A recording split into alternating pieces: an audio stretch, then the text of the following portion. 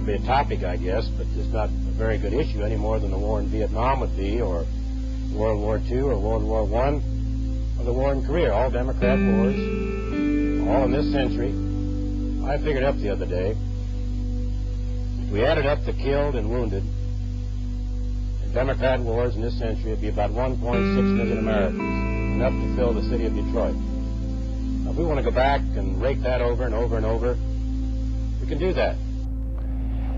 And I want to go back 136 years ago this summer.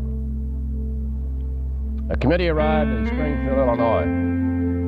Senator Simon probably knows the story. To formally notify Abraham Lincoln that the Republican Party had nominated him to run for president. And history records that Lincoln's formal reply to the news was just 2 sentences long. And then as he surveyed the crowd of friends, as I surveyed the crowd of friends here in the galleries and on the floor, who had gathered outside his home, he said, "And now I will no longer defer the pleasure of taking each of you by the hand." So I guess as Lincoln said then, 136 years ago, if all of us are leaving this year, and I'm only one, I know we have the same thoughts and the same emotions. If we could all go out and shake hands of all the people who are responsible for us being here, it'd take a long, long time.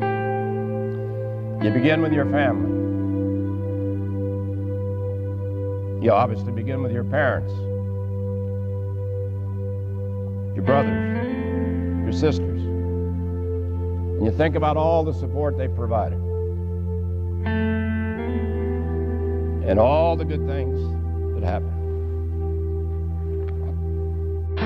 It was 1996. And you've been in public service all your life, some 35 and a half years in the Congress. You kind of wonder what you're going to do the next day, because I voluntarily left the Senate.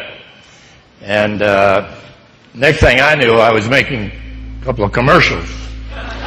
And I didn't bring any samples. One guy's already asked me. It's hard to carry Pepsi around in your pocket, but in any event,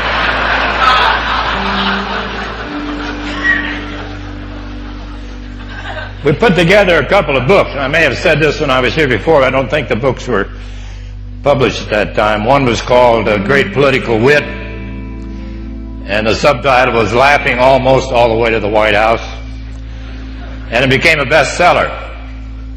And the one story that's short that I tell, that you've probably heard a dozen times, is a tribute to Winston Churchill, who was at a big dinner one night in London, and he got in a big argument with Lady Astor, or some lady, I don't know which one.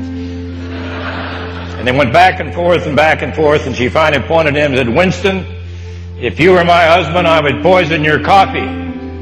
He said, "If you were my wife, I would drink it." So,